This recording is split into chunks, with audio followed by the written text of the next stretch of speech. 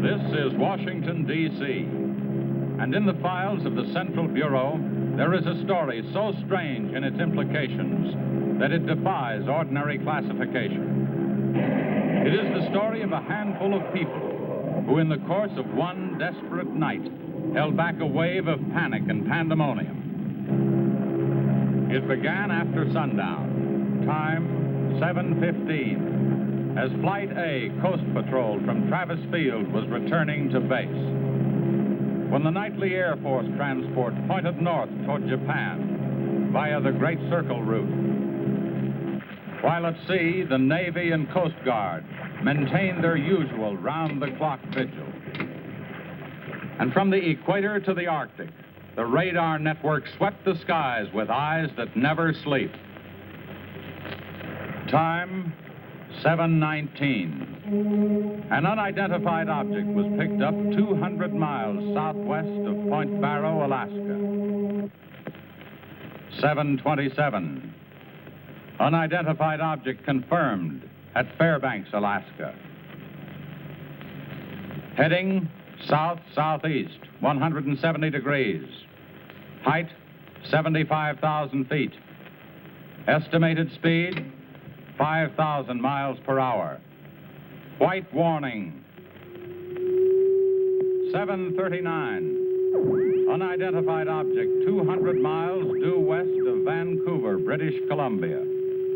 Course 170 degrees. Height 60,000 feet. Estimated speed down to 3,600 miles per hour. Yellow warning. 7:54. First interceptor flight airborne. Point of interception, 80 miles due west of San Francisco, California. 7:55. Unidentified object past point of interception. Red warning. 8:11. Morro Bay, California. Height, 50,000 feet. Estimated speed, 2,000 miles per hour. 8:15. Santa Monica, California. Height, 10,000 feet. Speed, 1,200 miles per hour. 8:18. All traces of unidentified object gone. Red warning lifted. By 8:25 at the Los Angeles branch of the Communications Commission, reports of strong interference with radio and television reception began to pour in from the beach area. The monitors went to work immediately.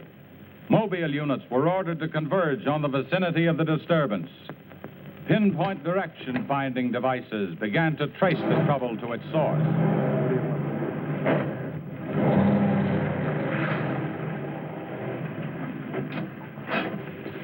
This is Mobile 1, Hazen speaking. We're at Ocean and Beacon Way, interference strength 2, bearing 27 degrees. Over. Mobile 1 from center, roger. Over. Mobile Center from Mobile 7, over. Go ahead, Mobile 7. This is Mobile 7, on the Pacific Center and Beach 4. Interference strength 3, bearing 39 degrees, over. This is Mobile Center, roger. Stand by. Mobile 1 and Mobile 7. From Mobile Center, point of interception estimated 3 miles north of surf. Repeat, 3 miles north of surf. Acknowledge. This is Mobile 7, roger. Mobile 1, roger. Mobile 7, roger, we're going out. Okay, Charlie, let's get moving.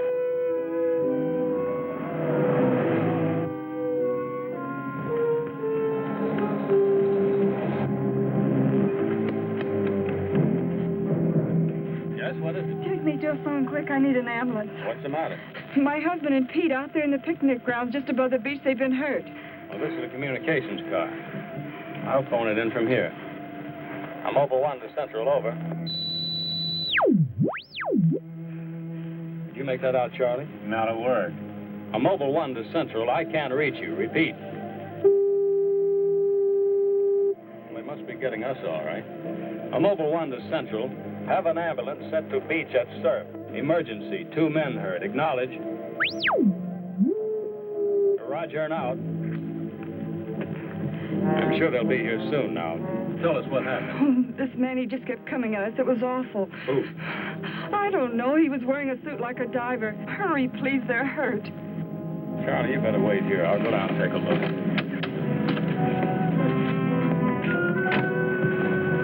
The young woman's hysteria became obvious as they reached the picnic grounds at the beach. There was no sign of the mysterious intruder, and little could be done for her husband and their friend until the ambulance arrived.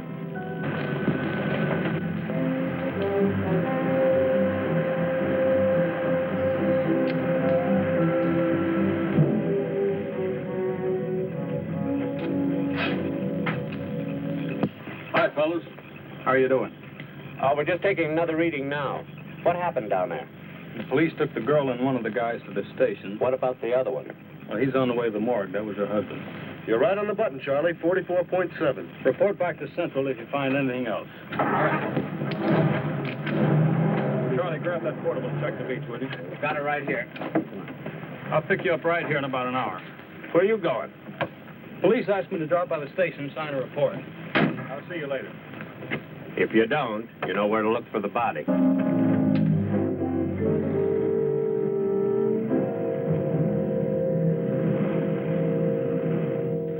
Like I said, we were just starting to eat when we heard something tracking through the sand toward us. I looked up and couldn't see anything. Then Betty screamed. At what? I thought you couldn't see anything. At first we couldn't. Then this guy started toward us. What kind of a guy? How should I know? He was wearing some kind of a helmet over his head. He could have been a deep-sea diver or anything. All right. After you saw this diver, what happened? Well, we jumped up. Ed, that was Betty's husband, yelled at him to stop. But he just kept coming. I never saw anything like it. He didn't say anything. He just kept moving in. And then you say he attacked you. Well, we didn't give him a chance. Ed grabbed a piece of wood and took a swing at him. That didn't stop him. He caught the end. That's all I remember. Just because a man's taking a walk, there's no reason to slug him. Besides, you don't look like a guy who frightens so easy. How would you feel if somebody with a crazy helmet with pipes sticking out of it came at you in the dark? And look, I know this sounds crazy, but there wasn't any head in that helmet. No head. No head at all. It's the truth. I think you need some coffee. I don't want anything. It's all the same to you, Lieutenant. I've got to pick up one of my men at the beach.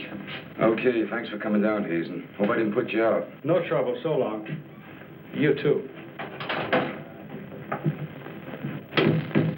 All right, let's start at the beginning. How well did you know the dead man?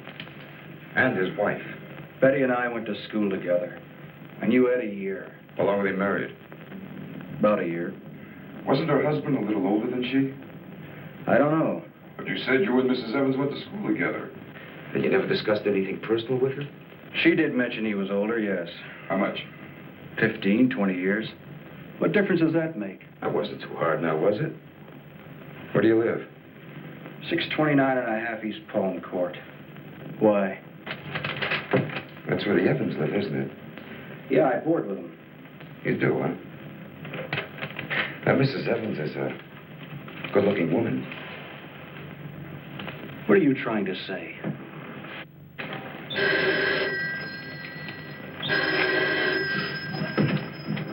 Lieutenant Bowers. Where? Yeah, I got it. I'll leave right away. Ain't been enough murder. Near the beach. Keep an eye on this guy until I get back. What are you doing? You'll stay right where you are. At least until Mrs. Evans feels well enough to talk. What do you want from her? Oh, I just want to see if your story checks with hers. After all, you went to school together, remember?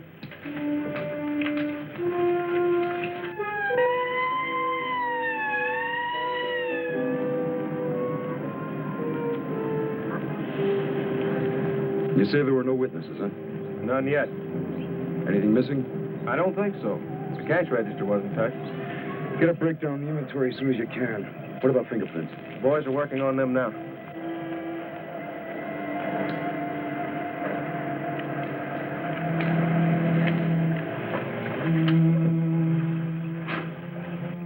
late. What kept you so long? The lieutenant asked me to hang around a while. Well, what's the score? It looks like one of those things. Pretty girl, older husband, young boarder. Kid claims some guy without a head knocked the old man off. You don't say. Anything else? Yeah, he had a diver's outfit with horns. No. He's going to have to do better than that. How are we doing? I took a reading about 10 minutes ago. The radiation is going out with the tide. What about the radio phone? It's working fine again. I just got a call from Central. They said Mobile 7 picked up some new trouble northeast of here. Here we go again. Hop in.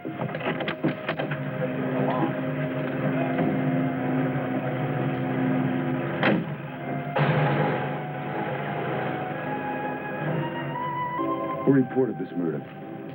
There he is there. He lives next door. His name's George Nelson. Hey, Mr. Nelson. Yes, sir. Come here, will you? I'm Lieutenant Bowers, homicide. You found this body? That's right. He must have just locked up for the night when this happened. How do you know that? Well, he usually does around this time. What were you doing here?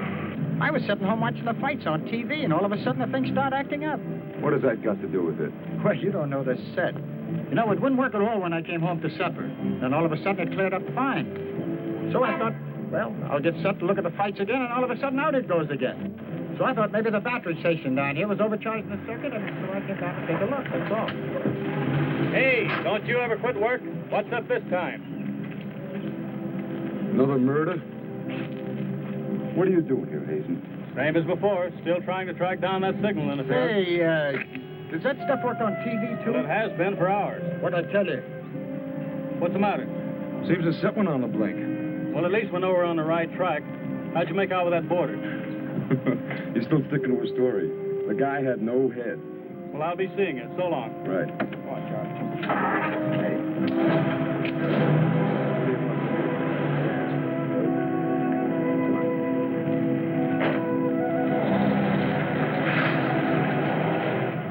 And so the communications team resumed its mission to track the mysterious interference to its source.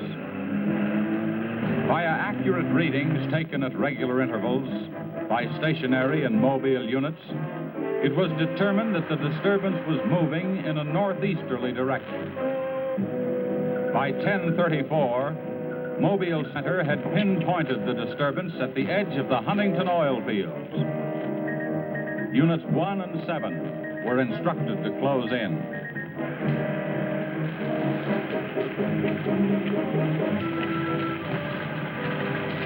Hey, Charlie, do you see what I see? Yeah, the oil field. Let's hope our trouble's burning up. Well, there's only one way to find out.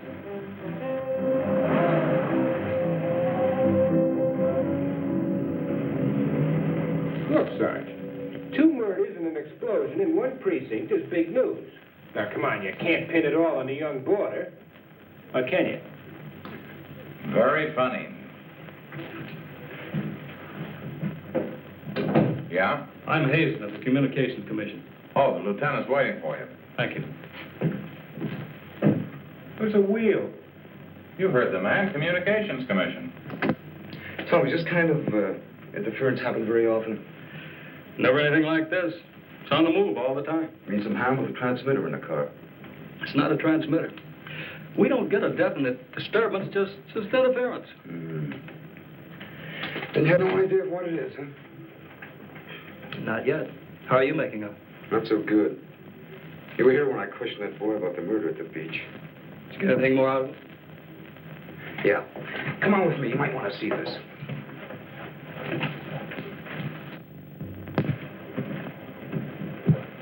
Ah, I see you're just about done. Thanks, you can go now.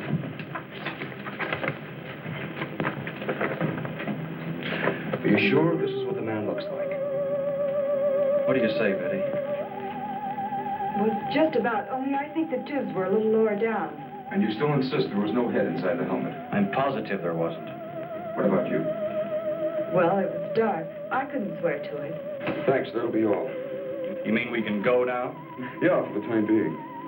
Just stick close to home. I may want to see you again tomorrow. We'll be there. Come on, Betty. Kind of changed your mind about those two, haven't you? Yeah, I guess I have. Hey, look, bring in the old man, will you? Don't tell me you believe this story about this whatever it is. I know it sounds as phony as it ever did. But, sit down, will you please? You're the watchman at the Huntington oil fields? Oh, yes, sir. I've been with the company for over 22 years, sir. Yeah. Will you tell Mr. Hazen here exactly what happened? Well, sir, like I said before, I was just closing the gate for the night when I saw this fella coming up. I was never so scared in my life. Yes, go on. Well, it wasn't the man so much as the suit he was wearing. Well, he wouldn't stop when I hollered at him. He just pushed his way right in there through the gate and walked right up to the tank. Now, you carry a gun? Did you try to stop him? Well, he was much too close to the tank. I was afraid to shoot. So I thought I might call for help. And just as I got to the shack, the tank blew up. Oh, you should see the sight. Yeah, sir, can you give us a description of this man? How would you say he was dressed? Well, sir, like I said before, he wore a sort of pliers, not outfit, with a helmet attached to it. How tall was he? Oh, he was a giant of a man. And he had tubes sticking out of that thing, that helmet he wore. Can you tell us what his face looked like? Well, sir, though he got pretty close to me, I could swear the man had no face. Now, if you saw this man again, would you recognize him? I mean by his outfit. Oh, I'll never forget that sight if I live to be 100, sir. Would you say this is the man? Wait, sure, that's him. Thank you very much. You may go now. All right, sir. Thank you. Well, Higson, what do you say now? Beats me. The descriptions check all right. This could be some kind of flying suit. High-altitude equipment. Yeah, that's what I've been thinking. Well, how do you explain that stuff about the missing head? No, we can discount that. These people were frightened. It was night. Nobody really took a close look at it. I guess you're right. But whoever he is, that outfit doesn't look like one of ours. Of course, he could have been dropped by parachute. You mean sabotage? I think we better wire a report to Washington and see what they say. Oh, you can use our teletype. I'll tip off the only place please to be on the lookout for something unusual. Hey, wait a minute. What about the press? Oh, I don't think they know too much now. We better keep it that way for a while at least, till we find out whether our friend is still around here. Well, if he is, I think we can find him for you. My hunch is that he's carrying something around that's causing all this disturbance, whether he knows it or not.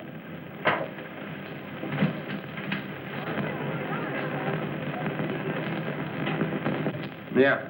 Kill that page one lead. They let the boarder and the girl go. Hmm? How do I know? Maybe the lieutenant thinks that the guy in a flying suit knocked off the husband. Mm-hmm. Nah. No, not a chance. Not a chance of an exclusive on that picture. They're making a blanket release in the morning. Hmm? Oh, there's a guy from the Communications Commission in there now. Yeah, I'll call you back later if there's anything new. Okay.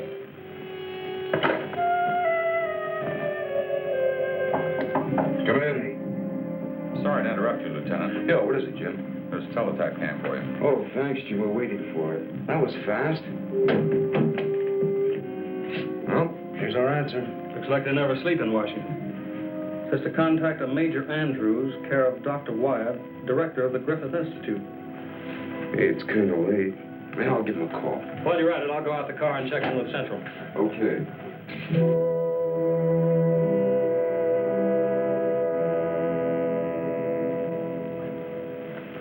Well, that's the story up till now. We got in touch with Washington. They told us to contact you here.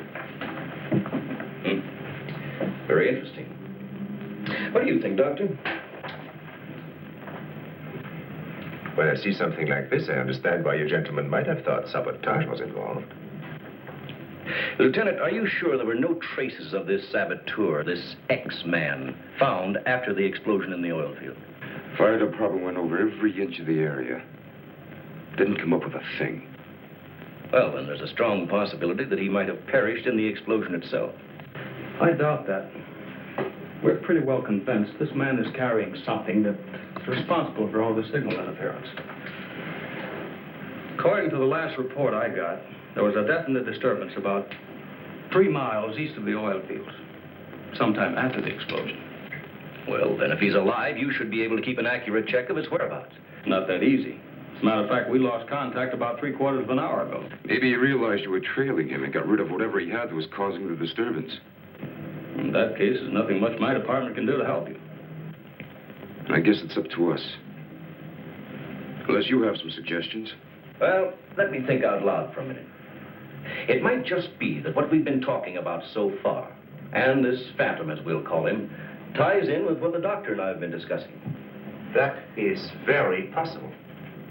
I don't know whether you know it or not, but somewhere around 7:30 this evening, our radar networks picked up an unidentified object off Point Barrow, Alaska. They traced it clear down to Santa Monica before they lost it. Santa Monica? That's where we first picked up our radio interference. Yeah, right at the scene of the murder. Well, then, if all these things tally up, we've got some idea of how our man got here. You mean that he came in some plane? In that case, somebody would have seen it land and take off again. Or did it crash? No. No, we don't think it was a plane. No rocket or jet that has been built so far can attain the speeds of 5,000 miles an hour, particularly for such a great distance. And maybe we're on the wrong track altogether. Couldn't your unidentified object have been a meteor? They travel at a terrific speed. Yes, fast enough for most of them to burn themselves out the moment they hit the Earth's atmosphere. And did it occur to you that meteors are not very likely to travel horizontally, all the way from the North Pole to California? Well, if it wasn't a meteor, or a flying missile of some type, how do you figure this phantom ties in? We're not sure that he does. I don't care what you say, but it doesn't make sense to me. Anybody trained in sabotage would stay undercover. This guy's walking around in a monkey suit, killing people. Excuse me, Dr. Wyatt. Is there a Lieutenant Bowers in here? Oh, yes. What is it, miss? There's a Mr. Wakeman from the Chronicle here to see you. Wakeman here? Now, what does he want? Well, there's only one way to find out. Before you go, Lieutenant, I don't believe you have met my assistant, Barbara Randall. Well, hello. Hello. It's Mrs. Randall, Lieutenant. I'll be right back. Barbara, you know the Major? Of course. And this is Mr. The Communications Commission. How do you do? Well, I see you are working a little later tonight than usual. Yes, my husband's teaching a late class, and he won't be able to pick me up for a while. Besides, I had some work to do in the lab. Well, at least you'll have lots of company. All right. So I shouldn't have come up here. But I gotta get your angle on this beach murder. And your whole department is shut up. Look, Wakeman, will you stop bothering me? There's nothing to say. If you got an exclusive story from that Evans Damon or Board, then you know as much as I do. Yeah, but that still doesn't explain anything about the guy without a head. Come on. Who is he? Your guess is as good as mine. You mean you let those two kids go without knowing that? I don't buy it. Well, I did. Well, then you must have an awful good reason. I bet you're trying to tie it in with that other murder. All right, Lieutenant. Don't tell me. I'll get my story somehow. Oh, if you want to know how things turn out, read the Chronicle in the morning. That's right. Now get in touch with Charlie in Mobile 1 and have him call for me here. Okay, honey. Well, did you come up with anything? No, we're just briefing Barbara here.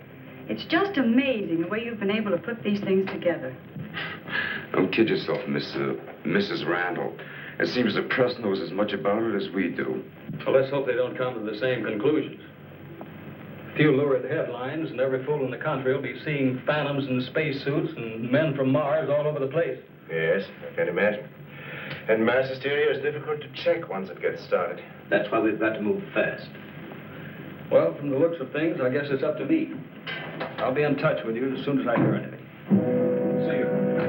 By 12:30 a.m., the dragnet was in operation. Mobile units patrolled the streets and countryside.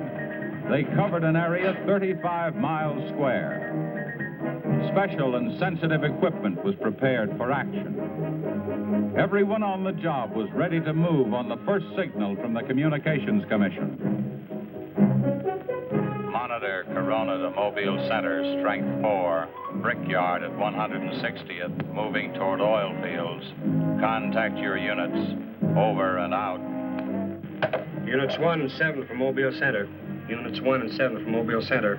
Strength 4, interference at 160th in the oil field. Moving due east. Close in. Repeating, strength 4, interference at 160th in the oil field. Close in.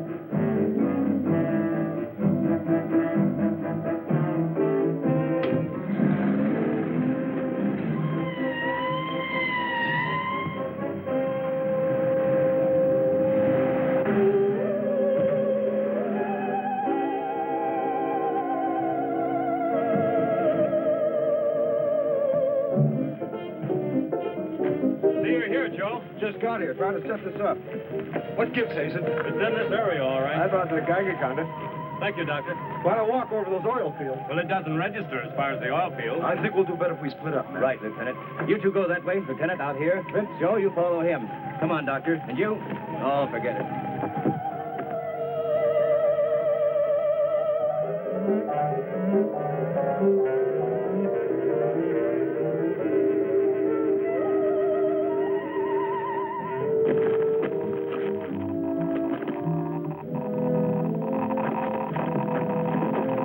Hey, look at this. Yeah, points this way. Hey, Joe. Joe.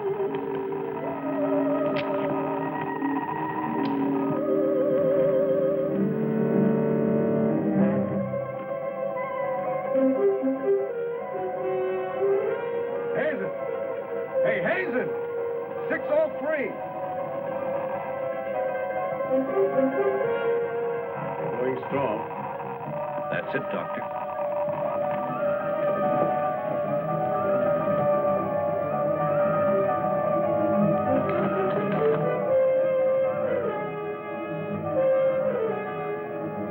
It's leading this way. Come on.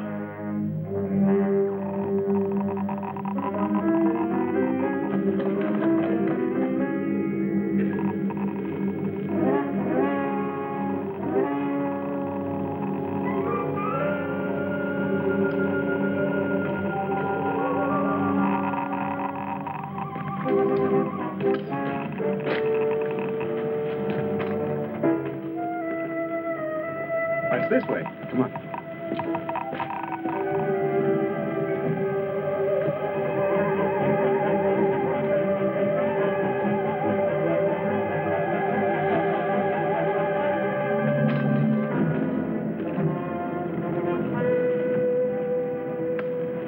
Come on.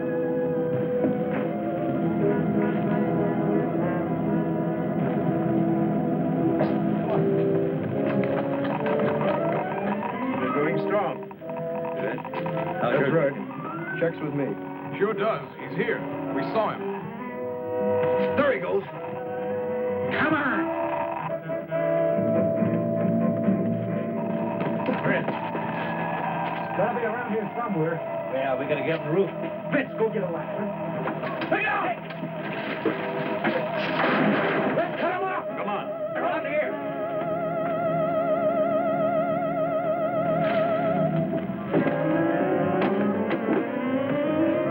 Anybody see him? There he is!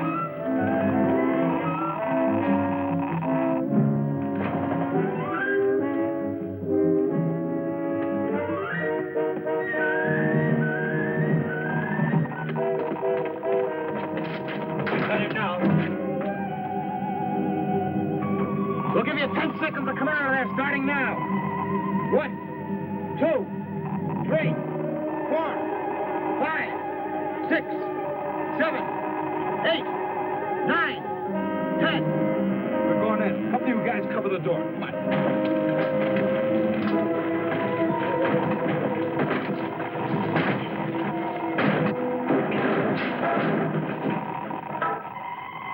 There's nobody in here.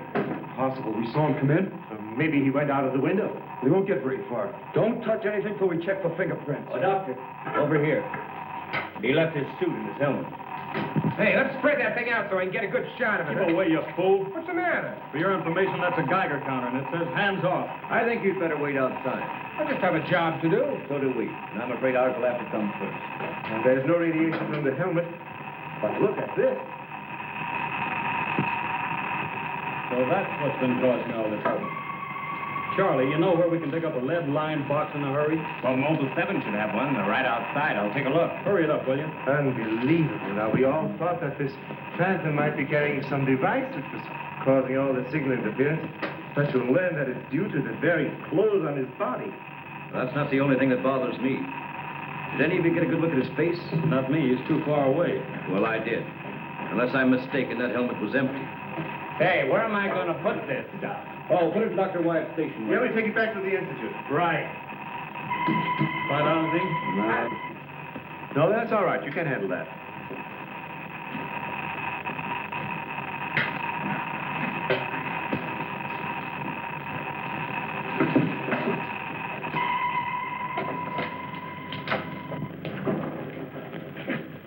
Any luck? Not a sign of him. The boys are still searching the grounds. For what? Nobody knows what he looks like without that outfit. I'll bet on that, Major. The reporter got a flash picture of him, and I just happened to borrow that film. It's on its way to headquarters right now to be developed. Good. Send us a print as soon as you can. Sure. Lieutenant, are you sure you don't want to come with us? We want to make a few tests at the lab. I'd like to, Doctor. Would you know the situation? I gotta get that guy. Let me know how you make out, will you? Yeah, we'll do that, sure.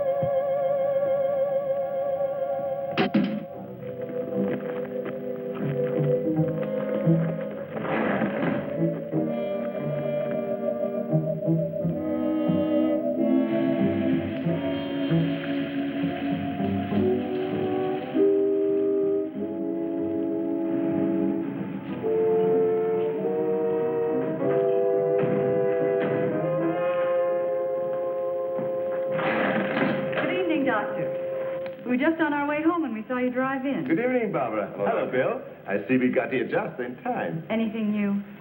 Lots of excitement, but that's all. Major, you know Barbara's husband? Oh, of course. How are you? How are you?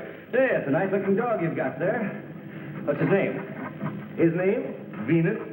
Say, Bill, I hate to ask this, but something important has come up, and I wonder, can we borrow Barbara for about an hour or so? I suppose so. Of course. Darling, why don't you go and do the shopping? Here's the list. The market's open all evening. I may as well. See you later, darling. I'll take the dog and tie her up. Thank you, Bill. Good night. Good night. I'll give you a hand with it. Oh, thanks, Doc. Easy now. Look out for your fingers. All right. Look out. Now, don't drop it. Ben, come back here. Ben, come back here.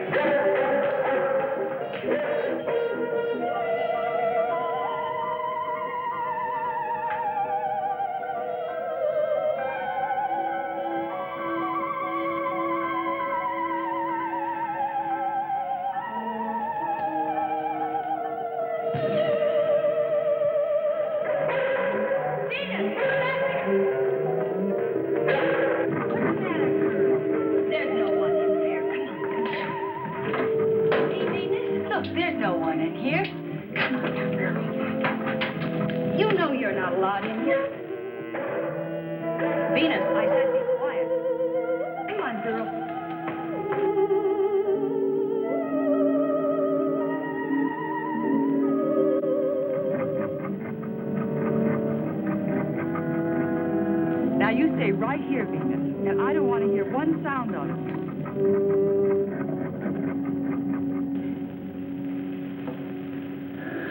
You were right, Doctor. There are no fingerprints anywhere. What's all this? Hey, don't touch anything. You better put some gloves on. Our friend, Mr. X, left this suit at the oil refinery. You mean you were that close to him and you didn't catch him? I'm afraid so. That's up to the police now. Hand me those shears. I want to cut up this material to work with it.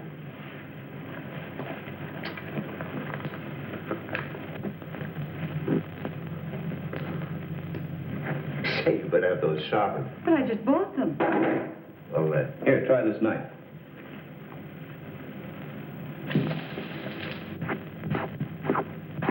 That still won't cut. Let me try.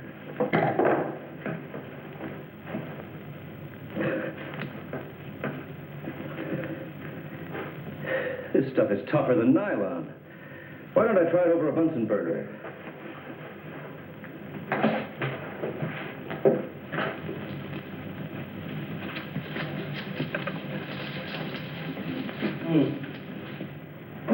Hey, doesn't burn either. Let's take a look at it under the microscope. Look, it's magnetic.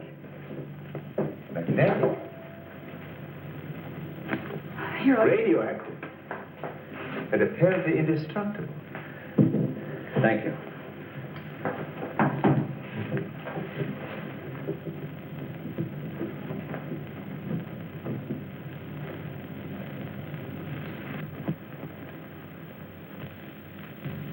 What's the matter? You tell me. Take a look at that weed.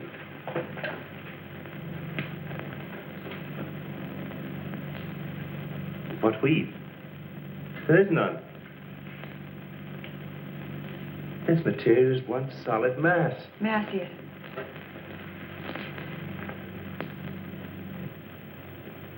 Why, you're right. It must be some sort of plastic. No. I'd say it's a metallic substance of some kind.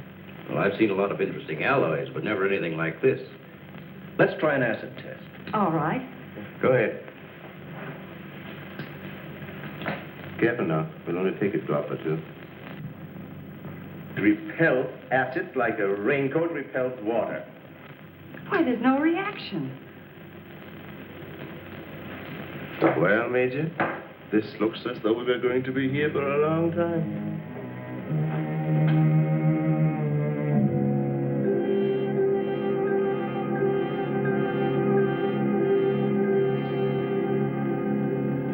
Now we have it. The helmet is not radioactive. The suit is. There is no doubt. This spacesuit is conditioned to function above 63,000 feet, where human blood would boil, resulting in the body expanding to twice its size. And death, of course. I know. And it must withstand pressure and counterpressure. Also, it must be so supercharged it can function in thin atmosphere. Now, let's see what it is that is left in this breathing apparatus. Well, how are you doing? The gas from the helmet tank breaks down to 11% methane. Ordinary marsh gas? What's the rest of the formula? No, that's where I'm stuck. I can't figure it out. It just doesn't respond to any of the usual tests. Well, how could anyone exist on that combination of gases? You and I couldn't. But apparently someone can. Oh, Doctor, are you trying to say that our X-Man doesn't breathe oxygen and hasn't the metabolism of a normal human? I really don't know. From what we've seen, he has some physical characteristics which make him appear human. But added to them is this fabulous radioactivity that none of us could stand. I am puzzled.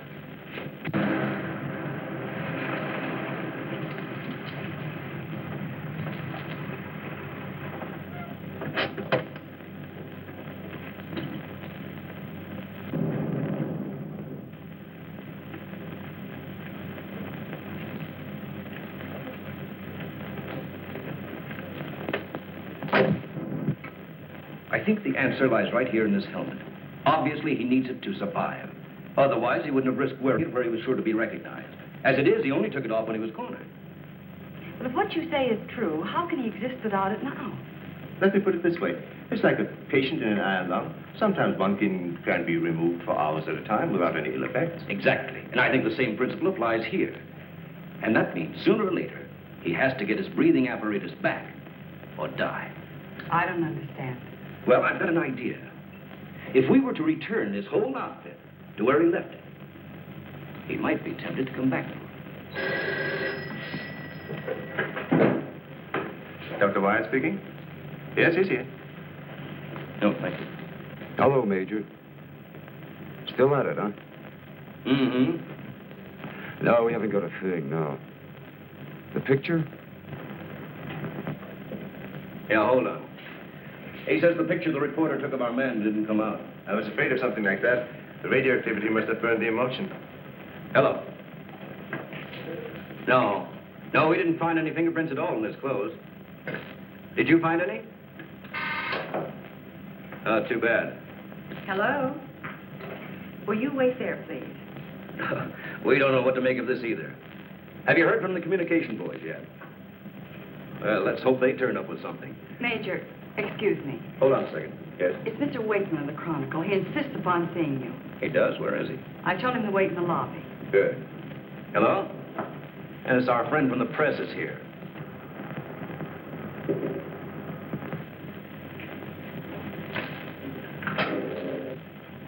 Don't worry, I wouldn't dare let anyone in on anything. At least not till we get something concrete. Right. All right, I'll see you later. Well, I guess I'd better see this newspaper man. Want to come along, Doctor? I think I will.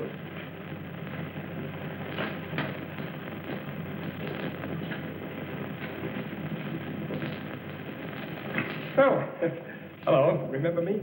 Certainly, yes. A nice lot of gadgets you got here. We think so. What's on your mind? Well, I was wondering if you might let me take a couple of pictures of that suit you brought up here. I'm sorry, we can't do that. Oh. Well, now, look, I got a wonderful picture of the guy running in the shack, and the lieutenant stuck his nose in my business, and what do I get? A blank.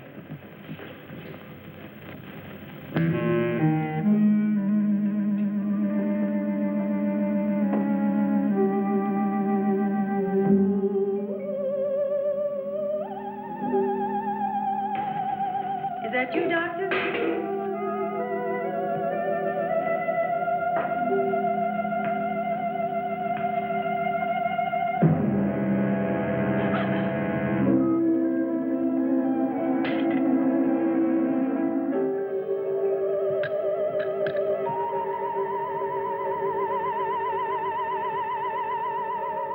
Well, you must have some lead on this guy, otherwise you wouldn't have brought that suit up here. Well, let's just say we were curious.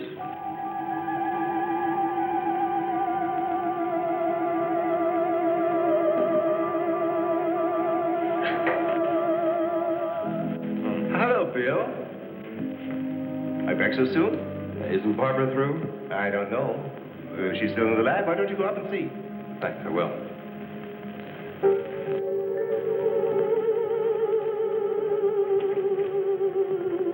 Barbara? Barbara, are you in there? Bill, listen to me. I'm not alone. Someone is in here with me. I can't see him. He locked the door and has the key. I'll break the door down. No, Bill, don't, please. You better get help. You mean I've come all the way up here for nothing? I'm afraid so. Good night. Yes. Good night, Mr. Wakeman. Good night.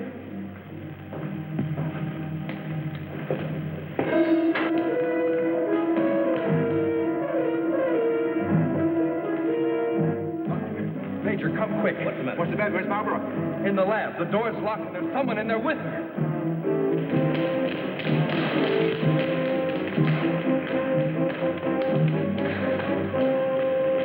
I thought you said the door was locked. It was. She's gone. Oh, cover the main entrance. That's the only way anybody could leave. I will. Well, in that case, we would have seen her on her way up. Well, then she must still be in the building. We'd better split up. I'll take the roof. Barbara! Barbara! Barbara! Barbara!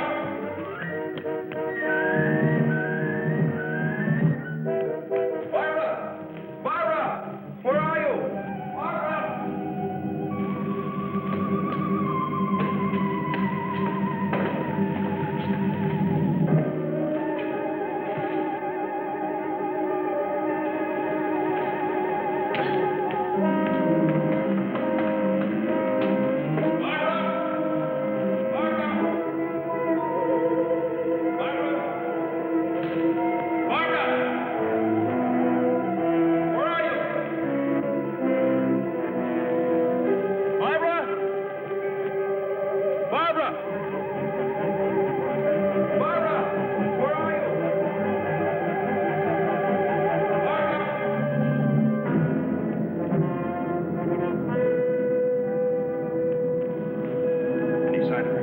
Not yet. She must be around here someplace. Now, you stay here. Watch the main entrance. And I'll check the basement. All right.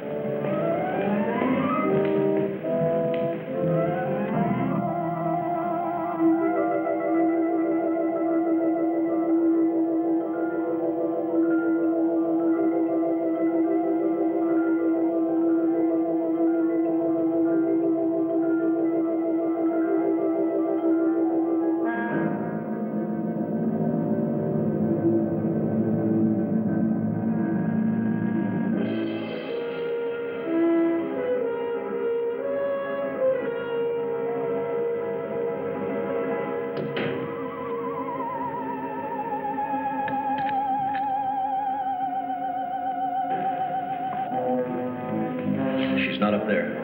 Where's the doctor? He went down to the basement. Here he comes. You didn't find her? No. I'd better call the police. But there's no telling what could happen to her in the meantime. No, take it easy. We're doing the best we can. But she said she was locked in, and she couldn't see who did it. Can you explain that? No, not yet.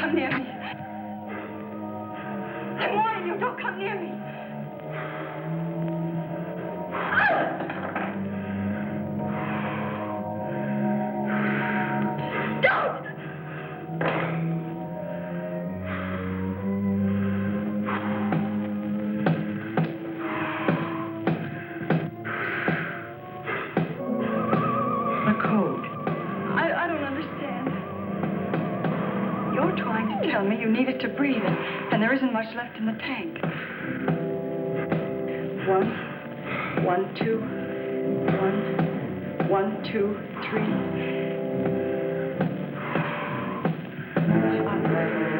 I'll write it down.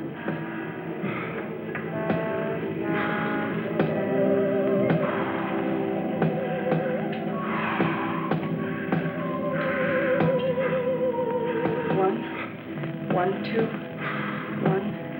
1, 2, 3.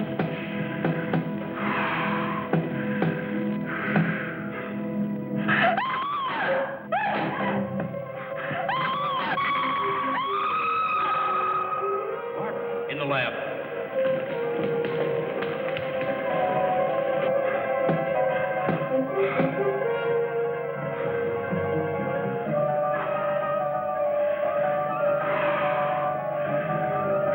No, please don't. She's in there. Barbara! I can see his head from the upper bottom left. I'm sure it's Darling, are you all right? I think so. I'm looking for him. I just saw him, so he must be in here.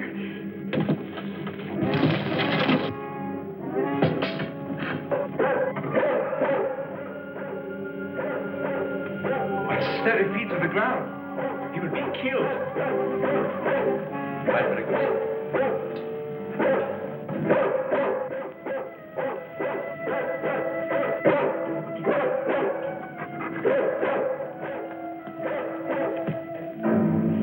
It was frightening. I couldn't see him. I didn't know what to do. Come here. Quick. Disintegrating. This is amazing.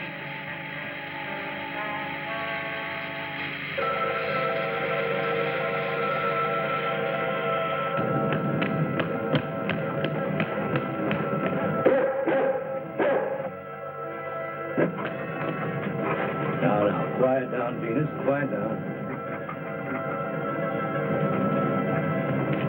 Down.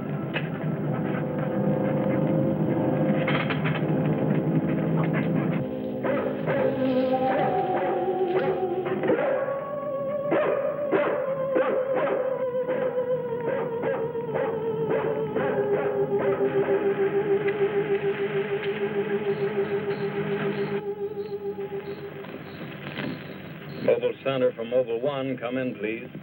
This is Mobile Center. Go ahead. Get hold of Major Andrews or Dr. Wyatt at the Institute. I want to talk to either one of them. I will do. Stand by, Mobile 1. Dr. Wyatt speaking.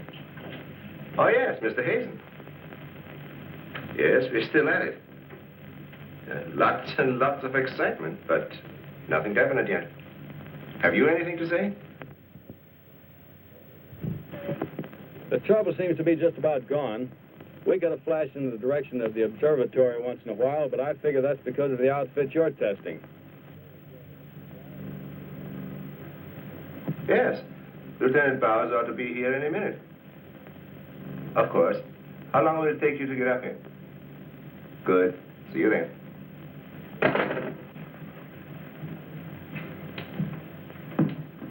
Thank you, gentlemen. Put it down here, please. Barbara, bring that cord in over there. Now you're going to see... I have to resort to ultraviolet light in order to show you what little there is left of the spacesuit. As you can see, it has reduced itself to this liquid, and it is in an evaporating stage.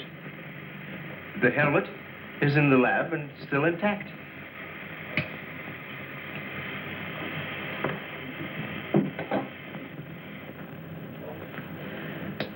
This is amazing. All the radiation in this suit would, well, it'd be fatal to a normal human being wearing it. Of course. And furthermore, our respiratory system could never assimilate gases such as we have found in that breathing device. Well, then we have to assume our so-called X-Man carried his own atmosphere with him. Excuse me, but as a matter of curiosity, why do we refer to this thing as a him? I thought it was invisible. Under normal conditions, yes. Yet, Mrs. Randall did see the imprint of a large foot and a masculine hand under ultraviolet light. How do you explain that? I don't know, but the human body is composed of various elements with a carbon base. Like coal? Yes. Now, suppose we maintain the same chemical composition in the body of the X-Man, but substitute silica for carbon. Silica, that's glass. Exactly. Now, it is possible that the body with such a base, if it were subjected to an atmosphere foreign to its origin, might appear invisible to our eyes.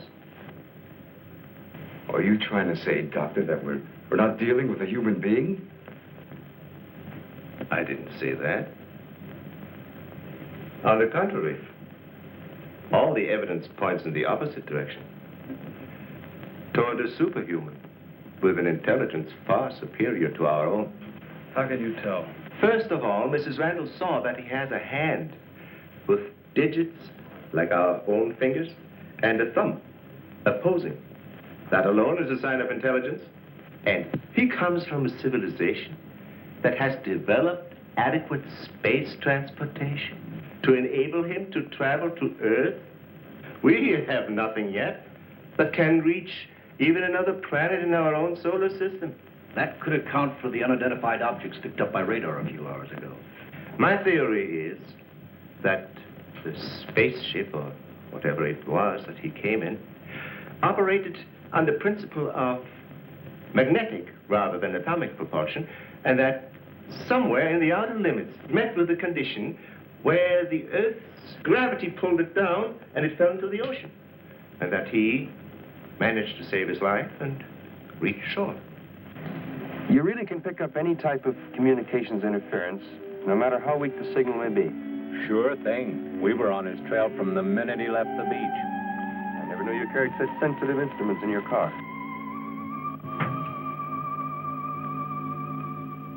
What you told us is very interesting, Doctor. But I've got to make an official report to headquarters. Are you willing to be quoted that the criminal we're after is a creature from another world? All I can say is, we know that our Earth is not the only planet capable of sustaining life in one form or another. You can quote that. All I've got to go by is some footprints in a hand. That isn't much. No fingerprints, no description, no nothing. And we're after a killer. Has it occurred to you that our X-Man has no apparent motivation for his acts, and might therefore not be an intentional criminal at all? You have a point there. Hey, wait a minute. Come to think of it, the young boarder we suspected, he did say that the girl's husband threw the first punch. So? So that could have been enough to provoke the strange creature. And the same could have happened at the second murder. Sure. But what about the fire in the oil fields? Evidently, our man sensed the presence of some gases, which he thought might be utilized in his breathing apparatus. Yeah, that could account for his presence at the oil refineries, where something went wrong, causing the explosion. Too bad he got wise to us and took off his uniform, or we'd have been able to catch up with him by now.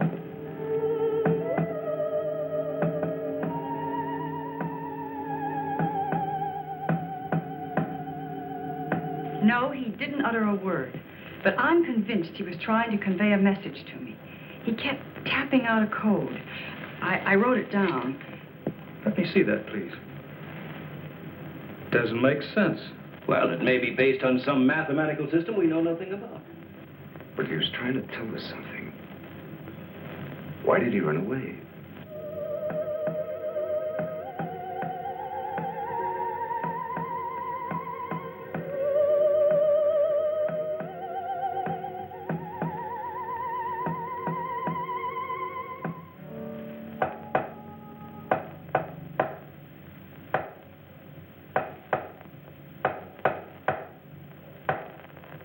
What do you think of that?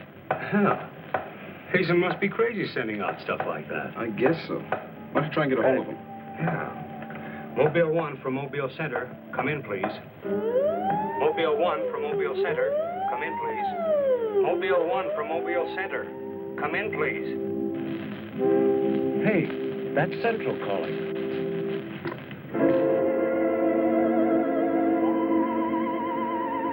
You better stay here by the car. I'll go tell Hazen. Yes, Colonel Powell. Of course, I'll mail you a complete report first thing in the morning. Yes, sir, thank you.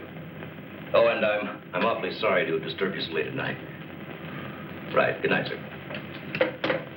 He's around here, this invisible guy. He was in the car. How do you know? I was talking to Randall outside when I heard Central calling. Before I could get over to answer, I saw the door open and shut by itself. He's desperate. For all we know, he could be trying to send a distress signal to his home base, wherever that is. Well, let's hope he doesn't get through. We've got enough problems with just one of those guys. Well, at least we know he's around in the vicinity, and it's obvious what keeps him around. Of course. He's got to come back for what little gas there is left in his helmet. And when he does... Oh, please, the most important thing is to take him alive. If we can only make each other understand, there's no telling how much science can profit. I'll go along with that, Doctor. But I've got to make sure that once he's cornered, I'll be able to hang on to him. I think we're all agreed on that. All right, good, then we must see it from his angle. He's in an alien world. No doubt we are as frightening to him as he is to us. Now, the most important thing, then, is to keep calm at all costs and do nothing to provoke him. Immediately, a simple plan to trap the Phantom went into operation. All obstacles to his entry were removed. To erase any possible suspicion, the doors were left unguarded, and inconspicuous electric eye equipment was set up. All this was connected to a makeshift control board, which would immediately signal the exact location of the trespasser. Now, there was nothing to do but wait. The one road leading to the Institute was blocked off to make certain no outsider would upset the plans or interfere in any way. What's the big idea? Sorry, nobody's allowed through here. Who said so? Lieutenant Bauer's orders. Oh, is he up there? He might be. Well, you get word to him that Joe Wakeman of the Chronicle is here. Sorry, bud, I can't leave. Oh, what about them over there? Hey, you over there. Me? Yeah. Aren't you the guy from the communications outfit?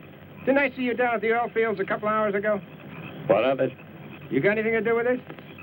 Well, you'll have to ask Lieutenant Bowers about that. How can I if he won't see me? That's a good question.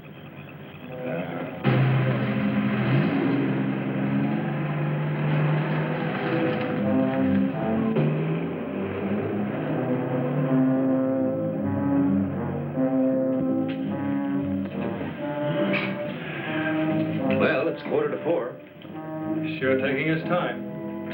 Time is cheap. Yeah, but how long can you sit on the edge of your chair like this? All year if we have to. I only hope this mechanism works. It will, unless he flies in between the wires. I wouldn't take any bets that he can't. Well, if everything else fails, we still have Venus here to help us. You know, I'm certain she sensed his presence before. That's why she carried on so.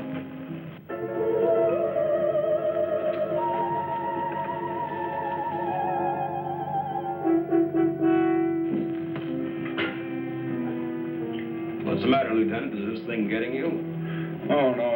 I'm just thinking about public reaction to all this. I'd give something to the press by morning.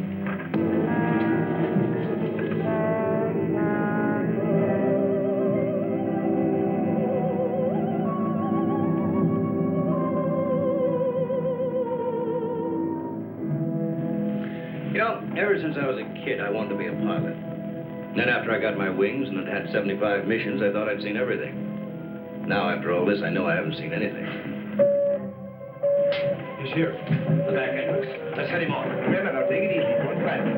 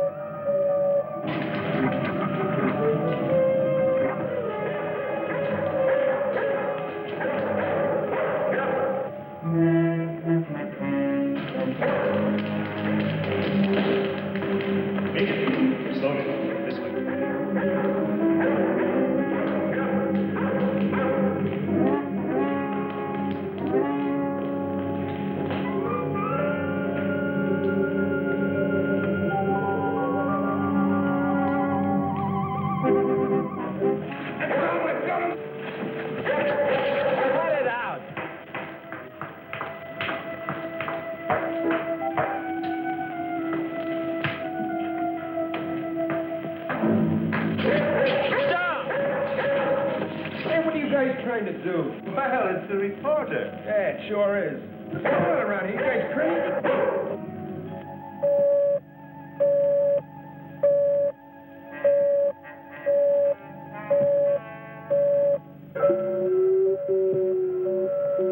How'd you get in here? Oh, that don't make any difference. Come on, what's up? What's going on?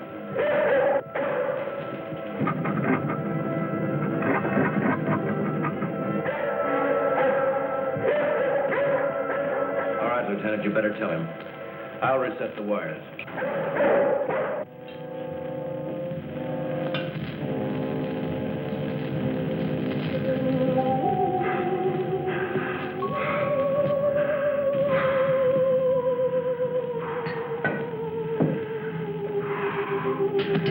Don't be afraid. We want you to live. Don't you understand? Can't you speak? Can't you say something, anything, in any language?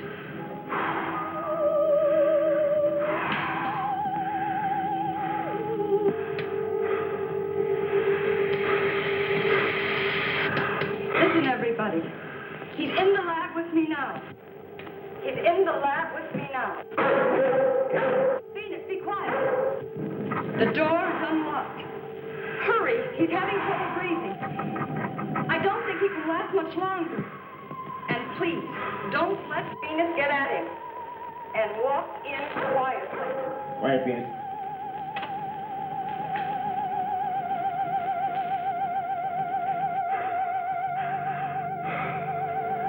It's unbelievable.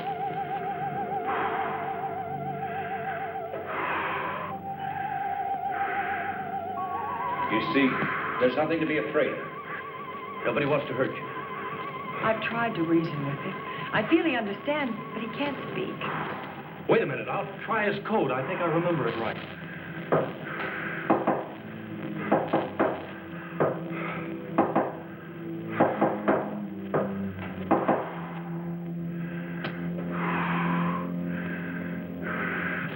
Better plug in the ultraviolet light.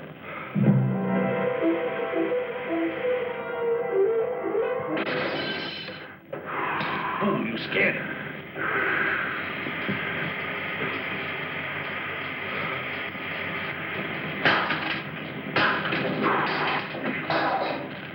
Look, there goes Venus.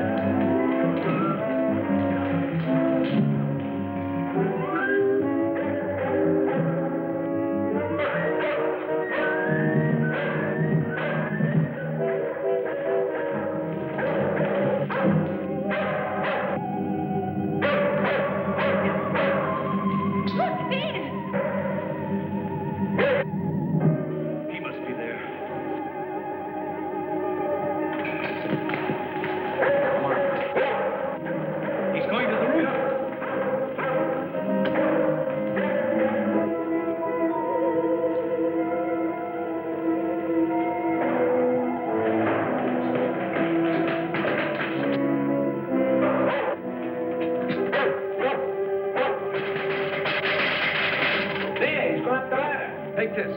I'm going after you.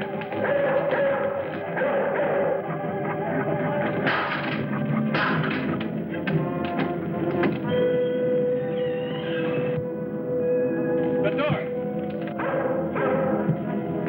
In here with a big telescope.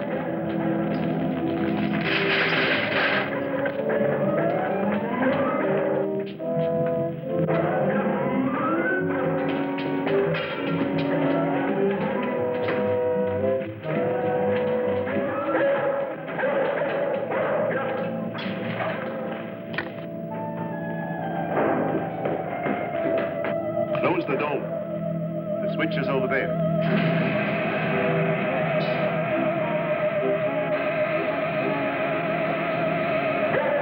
Wrong sense of something. Quiet, Venus.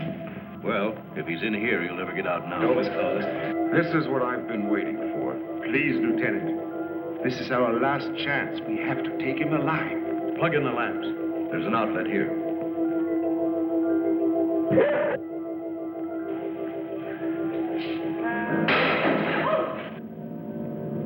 He must be up there.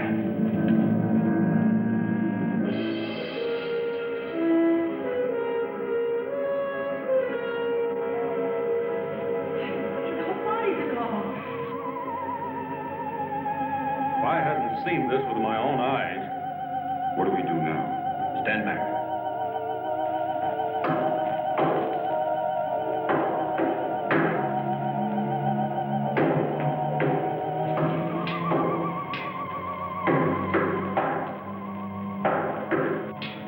Amazing. His coat again. Look.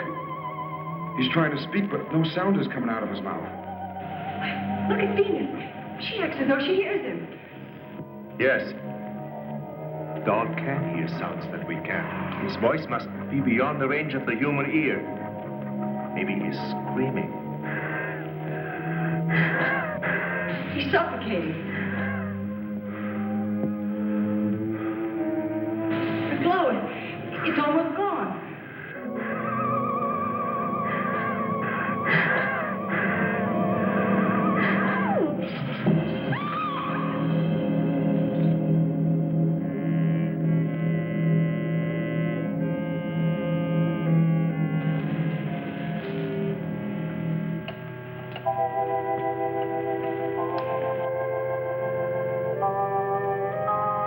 We won't need these lights anymore. In death, he has become visible as a normal body.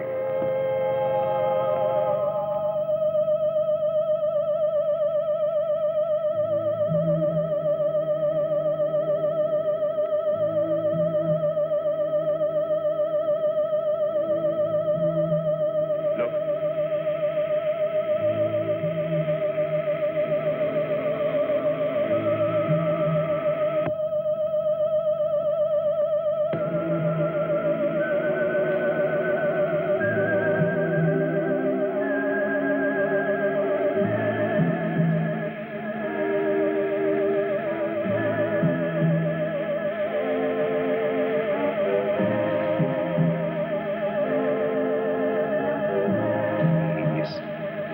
Evaporating.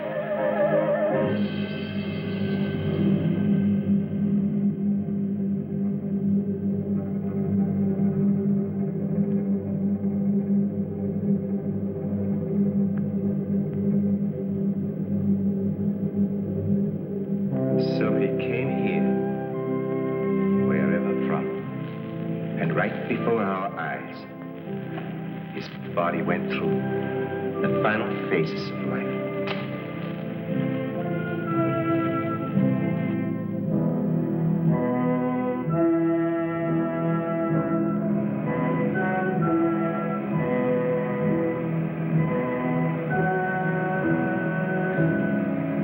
Well, it's morning.